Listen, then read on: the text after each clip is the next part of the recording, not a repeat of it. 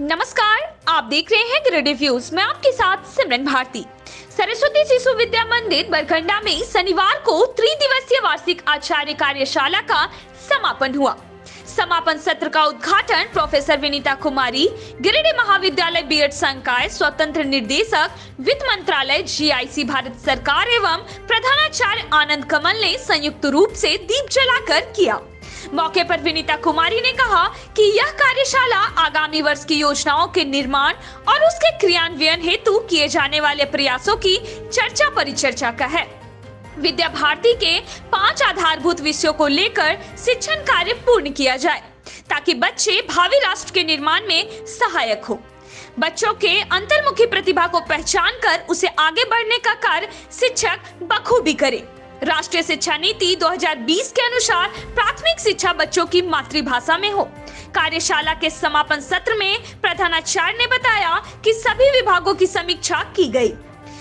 दिनानुसार शून्य कलांश की सभी गतिविधियों के क्रियान्वयन पर बल दिया गया।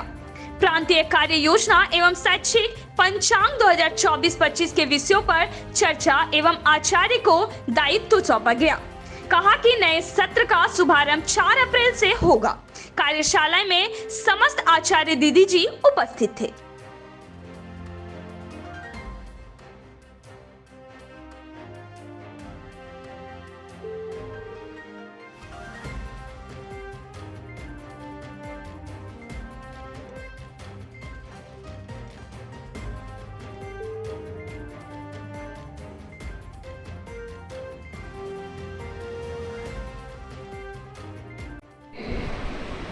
हम लोग बच्चों के साथ होते हैं, बच्चे छात्र छात्राएं जो है वो हम लोगों के साथ होते हैं। तो इस 8 घंटे में हम लोग उनका निर्माण अच्छे से करते हैं ताकि वो परिवार के लिए, समाज के लिए और देश के लिए विकास कर सके, कुछ अच्छा कर सके, नाम कर सके।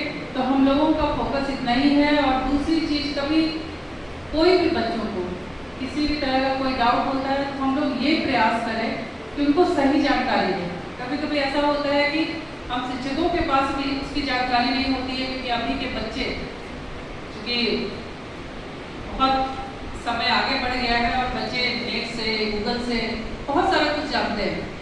तो कभी कभी ऐसा आता है हम लोगों के पास समय कि उसकी जानकारी हम लोगों के पास में नहीं होती है। तो ऐसा नहीं है कि उनको आप गलत जवाब देकर उनकी जिज्ञासा को शांत कर दें। उनके अंदर अगर जिज्ञासा है और एट ए टाइम हम लोग उस समय जवाब नहीं दे पाते हैं तो बाद में उनसे कि कल बताते हैं, इस प्रश्न का उत्तर दूसरे दिन आपको बताते हैं। तो ऐसी एक होनी चाहिए और जो सही है उस चीज़ को हम लोग बताएं। और खास करके जो प्राथमिक क्लास के, जो प्राथमिक शिक्षा जिस बच्चे को हम लोग दे रहे होते हैं तो उनके अंदर जिज्ञासा बहुत ज़्यादा होती है।